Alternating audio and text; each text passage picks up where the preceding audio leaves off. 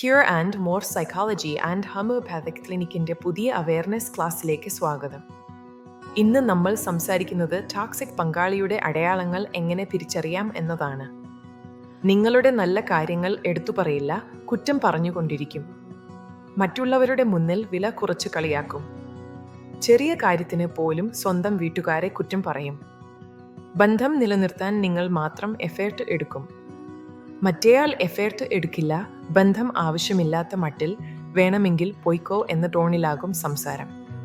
സന്തോഷം തരുന്ന കാര്യങ്ങൾ പതിയെ കട്ട് ചെയ്ത് സന്തോഷം തരുന്നവരെയും കട്ട് ചെയ്ത് അവരിലേക്ക് മാത്രം ഒതുക്കും.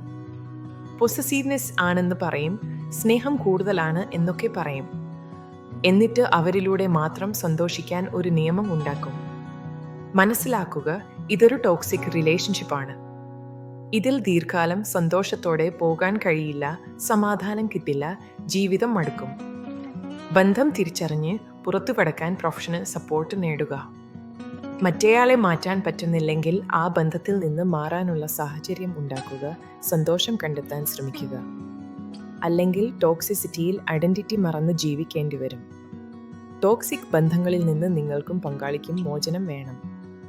ചെറിയ കൗൺസിലിംഗിലൂടെ മാറിയേക്കാം. ബന്ധങ്ങളിലെ ടോക്സിസിറ്റി കൂടുന്നതിന് മുൻപ് ബന്ധപ്പെടുക. Cure and more psychology and homeopathic clinic, professor Thodupuzha. Contact number 7907130473. Online സേവനങ്ങളും ലഭ്യമാണ്. നന്ദി.